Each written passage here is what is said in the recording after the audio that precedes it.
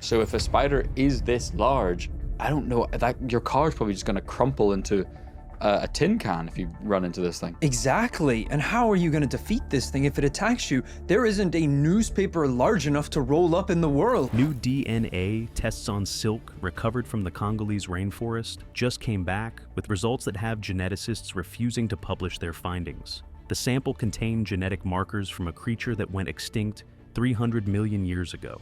But here's the terrifying part. The DNA isn't fossilized, it's active, it's mutating.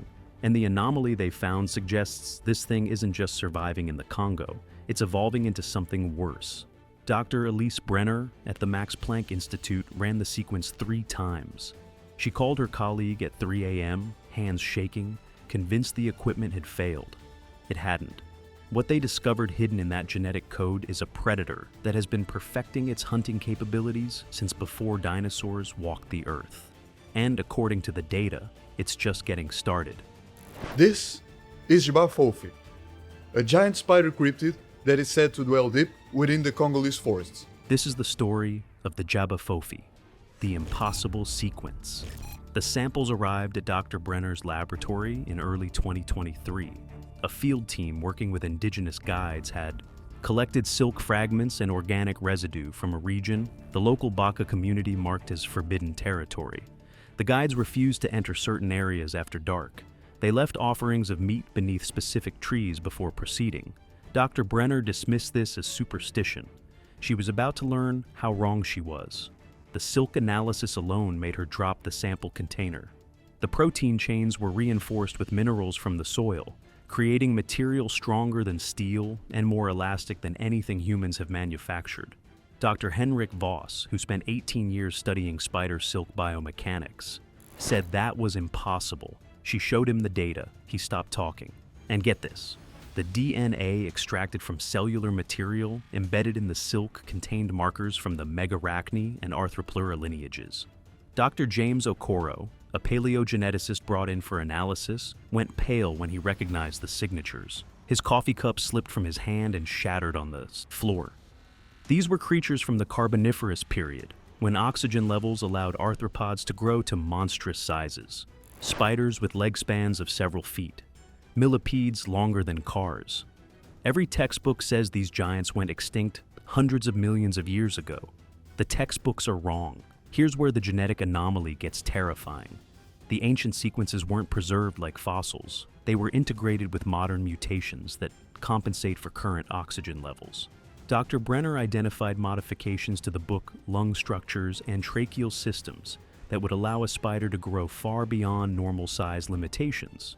She called it a blueprint for biological impossibility made real. But the anomaly that truly disturbed the team wasn't about size. It was about behavior. The analysis revealed unusually developed neural pathway genes, sequences associated with problem solving, pattern recognition, and cooperative social structures. Dr. Yuki Tanaka, a neurobiologist, stared at the data for 15 minutes without speaking. These weren't the genetics of a solitary predator. These were genetics of a creature capable of coordinated hunting, strategic planning, and communication with others of its kind. The J'ba Fofi wasn't just big. According to its DNA, it was intelligent. J'ba Fofi reports put it at 1.5 meter lifespan. Even the spiderlings are already born quite big, probably bigger than the biggest tarantulas alive today. Nobody left the room. What the research team didn't realize was that indigenous communities had been documenting this creature's behavior for thousands of years. The genetic evidence was about to validate everything Western science had dismissed as primitive superstition. The real experts. The Baka and Mbuti communities who live in the Congo basin never treated the J'ba Fofi like a legend. To them, it's simply another apex predator with specific behaviors you must understand to survive. Maboko Esomba, an elder of the Baka community who agreed to speak with researchers after years of refusing contact, explained their survival protocols with the patience of someone teaching obvious truths to slow learners. So, here's the deal. His people never speak the spider's name after sunset. Western observers called this primitive superstition. It's not. The creature detects vibrations over extremely long distances. Human voices create vibrations. Speaking in Darkness broadcasts your location to a predator that hunts by sensing movement through ground and air. The DNA confirms this. Enhanced mechanoreceptor development gives the J'ba Fofi extraordinary sensitivity to vibrations traveling through soil and air. Esamba described other rules his community follows without exception. Hunters avoid paths where the forest goes silent. A healthy rainforest is constantly loud with birds, insects, and monkeys competing for attention. When a giant spider establishes territory, every creature goes still to avoid detection. Silence isn't peaceful, it's a warning. His people leave offerings of meat under specific old trees. Esamba insists this isn't worship, it's negotiation. The offerings tell the spider that easier food is available, so it doesn't need to hunt humans. When outsiders disrupt this arrangement, people disappear. He has helped bury what remained of the bodies. Think about what that means. Western science spent decades calling these people uneducated and superstitious. Their survival knowledge was more accurate than anything in peer-reviewed journals. The neural pathway mutations in the DNA confirm capacity for pattern recognition and strategic decisions. The cooperative hunting genes explain the scout system Esamba's community has observed for centuries. These people aren't superstitious. They're the real experts. They always were. The genetic evidence validated everything. But the scientific establishment had been dismissing eyewitness accounts from this region for almost a century. And those historical encounters left behind evidence that would later prove devastating to the skeptics. If you want to see what happened to the people who encountered this thing, before anyone had DNA proof, hit subscribe and stick with me, because what the 1938 expedition left behind just changed everything we thought we knew. The 1938 evidence. The earliest documented encounter happened in 1938 near the Ituri forest. A missionary team discovered a web stretched across their path, unlike anything they'd seen. These weren't delicate strands. These were thick white ropes woven so densely the spaces between barely fit a hand through. When one missionary touched it with a stick, the entire structure vibrated with force they felt from several feet away. The tension was immense. Whatever built this was expecting to catch something heavy. They should have turned around. They made camp instead. That night, 3 members vanished. No screams, no struggle. Their tents were standing, their belongings untouched. Even their shoes sat beside their bedrolls as if they had been lifted straight out of sleep. The only evidence was drag, marks in the mud leading toward the darkest part of the forest. Robert Hale was found the next morning, pressed against a tree trunk, shaking so violently his companions thought he was seizing. He couldn't speak for 2 days. When words came, he repeated only one detail. He woke in the night and saw a shadow descending from the canopy. It had many arms. It moved like a heavy machine being lowered by crane, slow and deliberate and utterly silent. It took his friends one by one. They never made a sound because they never woke up. And get this. Colonial officers dismissed Hale as delusional. Tropical fever, they wrote. Case closed. But those same officers collected silk samples from the campsite and shipped them to Europe. If they truly believed Hale was hallucinating, why preserve evidence? Robert Hale never recovered. He returned to England and refused to speak publicly about that night for the rest of his life. His family reported he couldn't sleep in darkness until he died in 1987. Every light in his house burned through the night. His grandson told researchers that Hale spoke about it only once, decades later, and said, "It knew we were there the whole time. It was deciding." Those silk samples sat in a museum archive for 85 years. When Dr. Brenner's team finally analyzed them, the reaction was immediate. Dr. Voss had to sit down. Dr. Okoro left the room. The material contained the same ancient DNA markers, the same impossible protein structures, the same genetic anomaly. Robert Hale wasn't hallucinating. He was one of the few people to witness the J'ba Fofi hunt and survive. The data was undeniable. But here's the deal. The 1938 encounter wasn't the only historical case. A few years later, another incident occurred that military authorities worked very hard to keep buried. What happened to that soldier reveals something terrifying about how this creature has been evolving its capabilities. The Venom evolution. In the early 1940s, a Belgian soldier named Corporal Willem de Vries staggered out of the forest in complete psychological collapse. His uniform was covered in sticky substance with a distinct purple tint. His legs were completely paralyzed for over 10 hours. Doctors discovered venom in his bloodstream, matching nothing in any medical database. The compound caused instant paralysis while keeping the victim fully conscious. Think about what that means from a predatory perspective. You can't move, but you can feel everything happening to you. A venom that immobilizes prey without unconsciousness serves one evolutionary purpose. It keeps the meal fresh. It keeps the victim alive while the predator takes its time. Dr. Brenner's team identified the genetic sequences responsible for this venom. Here's the terrifying part.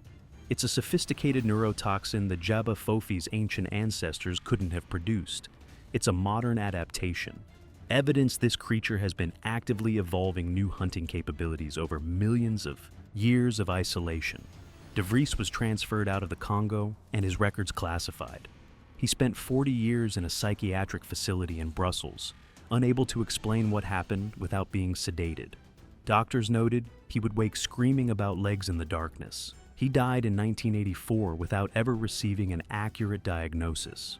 The Belgian military sealed that jungle section for 6 months, no explanation given. Whatever De Vries encountered, authorities decided the world wasn't ready to know. But the genetic evidence now proves what the cover-up tried to hide. The venom evolution demonstrates something the research team hadn't anticipated. The J'ba Fofi isn't a static relic from prehistory. It's actively adapting, getting more efficient, developing new weapons with each generation. And that raised a terrifying question. If it was evolving, that meant there was a breeding population somewhere in that forest, a colony. Dr. Thomas Avery decided to find it. What he discovered, underground changes everything. The nest Dr. Thomas Avery was an arachnologist at Cambridge with 23 years studying spider behavior. He'd published over 40 peer-reviewed papers. The consistency of eyewitness accounts troubled him deeply. Different people, different decades, different locations, all describing identical details. Brown body, purple markings, legs stretching 4 feet tip to tip. That pattern suggested something real. He traveled into the Congo with a local guide named Inoshi, who had grown up near the forbidden zones. Inoshi was reluctant. He knew exactly what they were walking toward. Deep in the forest, they found webs nearly 10 feet wide. Avery's machete bounced off when he tried to cut through. He needed a specialized saw for a small sample. Inside the web, he found bird bones, antelope remains, and fabric that looked like human clothing, partially dissolved by enzymes still active on the silk. His hands began shaking. The web wasn't just a trap. It was already digesting anything that touched it. Basically, your skin would start dissolving on contact. Avery followed disturbed earth to what he called the nest, a massive underground chamber accessed through a hole lined with thick white silk. Against every instinct screaming at him to run, he descended. The temperature rose immediately. Within 50 feet, it felt like a furnace. This wasn't geothermal heat. This was thermal output from hundreds of living bodies beneath the forest floor. When Avery turned on his flashlight, Inoshi grabbed his arm to steady him. What the beam revealed made both men stop breathing. Dozens of silk sacks the size of pumpkins hung from the ceiling. Egg sacs.